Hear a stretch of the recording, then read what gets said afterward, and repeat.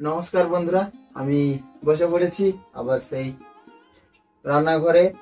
মামি ভাগ্নি রান্নাঘরে আবার ঢুকে পড়েছি আমি খোঁচা দিতে। আর দেখুন বন্ধুরা, এই যে আলু কেটে রেখেছে আর চিংড়ি মাছ আছে এখানে, প্রন। এই যে দেখো বড় বড় চিংড়ি। এই যে এই চিংড়ি মাছের বাটি তরকারি করব। আজ চিংড়ি মাছে আমি আলু দিয়েছি। একটু দেখো কি পদ্ধতিতে আমি রান্না করি। পদ্ধতিটা শিখে রাখো, আশা করি তোমাদের কাজে লাগবে এবং লোককে বা নিমন্ত্রণ যারা আসবে তাদের তোমরা খাওয়াতে পারবে সুন্দরভাবে রেঁধে।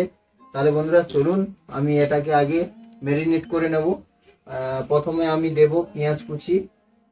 পুরো মাংসের মতো এটা ম্যারিনেট হবে বন্ধুরা, পুরো মাংসের মতো এটা ম্যারিনেট হবে।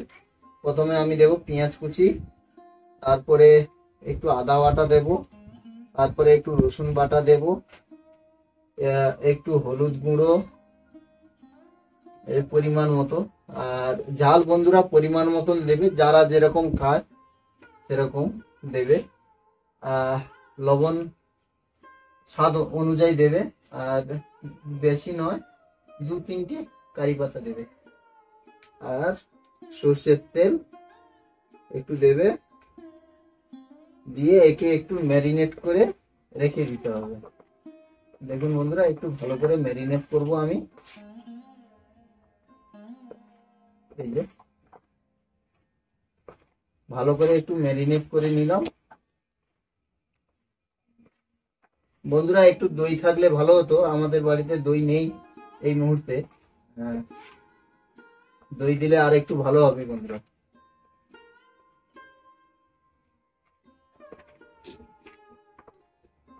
এইভাবে একটু ম্যারিনেট করে রেখে দেবো আমি ভালো করে। চলুন বন্ধুরা, আমি একটু হাত ধুয়ে নিই, তারপরে আবার দেখা হচ্ছে বন্ধুরা। তাহলে আমি ম্যারিনেট করে রেখে দিয়েছি। আর এবারে আমি কড়াইতে তেল দিয়ে দেবো পরিমাণ মতো। তোমরা যে যেরকম পারবে তেল দেবে পরিমাণ মতো। আমি অল্প একটু তেল দিলাম, কারণ গরম পড়েছে, বেশি তেল দেওয়া ভালো নয়। আর এই যে দেখুন, এখানে আমি নিয়ে নিয়েছি দারচিনি, এলাচ, লবঙ্গ। এই যে দেখুন, দেখা যাচ্ছে আশা করি। জ্বালনটা দেব, একটু হিট হতে হবে বন্ধুরা। গ্রাম বাংলা পাতা জ্বালন। এবারে একটু পাতা জ্বালনে রান্না করতে হবে, একটু কষ্ট করতে হবে।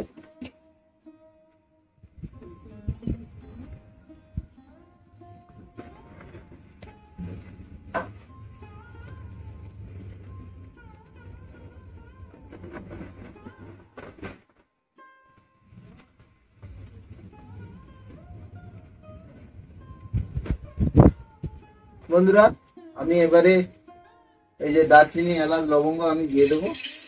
দেখুন দিয়ে দিলাম। তারপরে আমি এই যে তেজপাতা দিয়ে দেবো, দিয়ে দিলাম। তারপরে আমি পেঁয়াজ কুচি দিয়ে দেবো,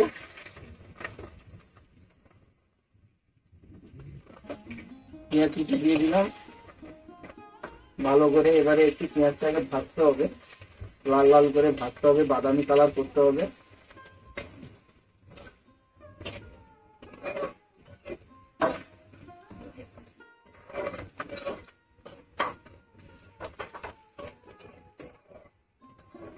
বন্ধুরা, একে বাদামি কালার করতে হবে, পেঁয়াজটাকে ভালো করে ভাজতে হবে। বাদামি না কালার করলে তাহলে কিন্তু বন্ধুরা চিংড়ি মাছের বাটি তরকারিতে কালার আসবে না।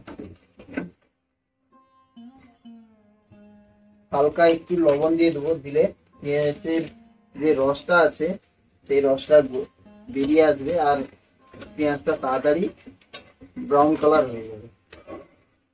দেখুন লবণটা দিয়ে দিতে পেঁয়াজটা কিভাবে ব্রাউন কালার চলে আসছে। এই যে দেখুন ব্রাউন কালার চলে আসছে, পেঁয়াজটা পরপর হয়ে গেল, ভাজা ভাজা হয়ে গেছে, ব্রাউন কালার চলে এসছে। আমি এবারে রসুন বাটাটা দিয়ে দেবো। রসুন বাটাটা দিয়ে দিলাম বন্ধুরা।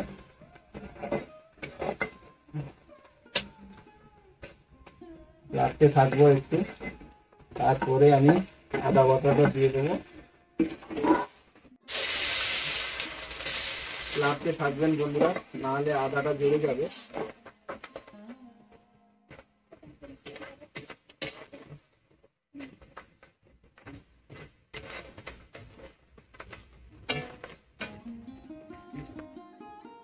এরপরে বন্ধুরা আমি লঙ্কা গুঁড়ি দিয়ে দেবো, হলুদ গুঁড়ি একটু দিয়ে দেবো,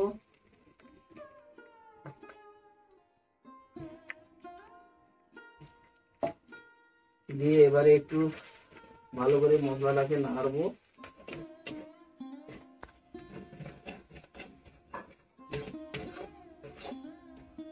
হালকা একটু জল দিয়ে দেবো।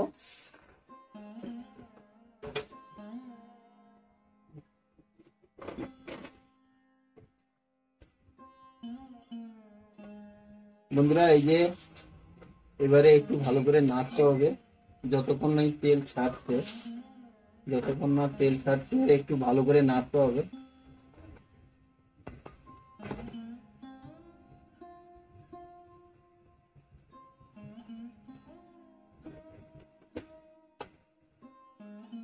দেখুন একটু লাইটের সমস্যার জন্য একটু কালারটা বোঝা যাচ্ছে না, কিন্তু এই যে দেখুন কত সুন্দর দিক কালো হয়ে লাল হয়ে গেছে দেখুন। আর তেলটা বন্ধুরা ছাড়ছে দেখুন, এইভাবে তেল ছাড়তে হবে, তবে গিয়ে তারপর এইখান থেকে তেলটা বেরোলে তারপরে কিন্তু আমরা দেবো। বন্ধুরা এবারে হয়ে গেছে, আমি বেশি দেবো না, অল্প করে দুটো কারি পাতা দিয়ে দেবো। দেখুন অল্প করে দুটো কারি পাতা দিয়ে দিলাম, ওটা থাক হতে থাকবে। এবারে আমি এই যে বন্ধুরা ম্যারিনেট করা যে এটা আছে আলু আর চিংড়ি মাছ, সেটাকে আমি এবারে তেল ছেড়ে দিয়েছি বন্ধুরা। এবারে আমি এটা দিয়ে দেবো, দিয়ে একটু ভালো করে নাড়বো।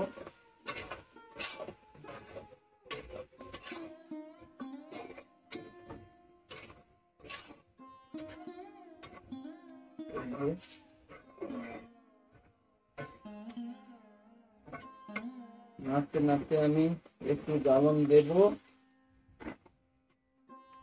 এই যে দেখুন বন্ধুরা, এটা একটু ভালো করে নাড়তে হবে। নাড়তে নাড়তে চিংড়ি মাছটা যতক্ষণ না কষা হবে, মানে টাইট আসবে চিংড়ি মাছের কালার যতক্ষণ নাই ফুটবে বন্ধুরা, আমরা এরকম নাড়তে থাকবো। আমি এই যে দেখুন খুব সুন্দর একটা খুশবু সেন্ট বেরিয়েছে। এই যে দেখুন বন্ধুরা,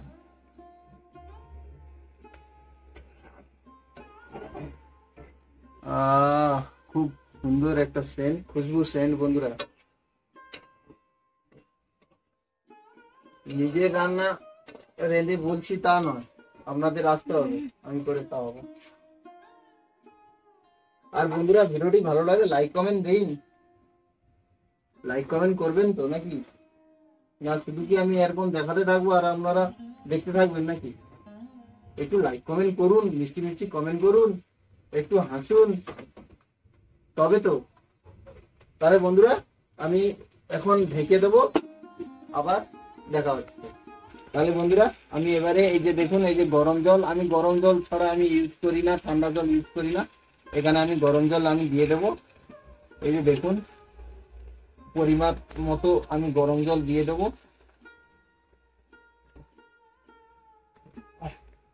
ব্যাস হয়ে গেল। তাহলে বন্ধুরা চলো আবার নেক্সট দেখা হচ্ছে একটু পরে।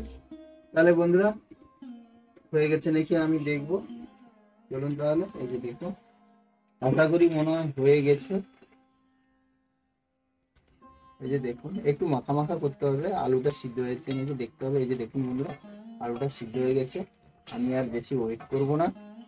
আর এই যে দেখুন বন্ধুরা, এই যে আমি এখানে বেটে রেখেছিলাম সেই পিওর গরম মশলা, যেখানে আমি সানরাইজ ইউজ করছি না, আমি পিওরটা ইউজ করছি। এলাচ, দারচিনি, লবঙ্গ ফুটিয়ে নেব, একটু হালকা করে ফুটিয়ে নেব, দিয়ে নামিয়ে নেব। কে খাবে? বন্ধুরা হয়ে গেছে আমার নামিয়ে নিই, তারপরে আবার দেখাচ্ছি। তাহলে বন্ধুরা দেখতে পাচ্ছ এই যে আমার চিংড়ি বাটি তরকারি রান্না হয়ে গেছে। আপনারা দেখুন আর লাইক কমেন্ট করে জানান, আর ভালো লাগলে আপনারা রেসিপিটা করে খেয়ে দেখুন।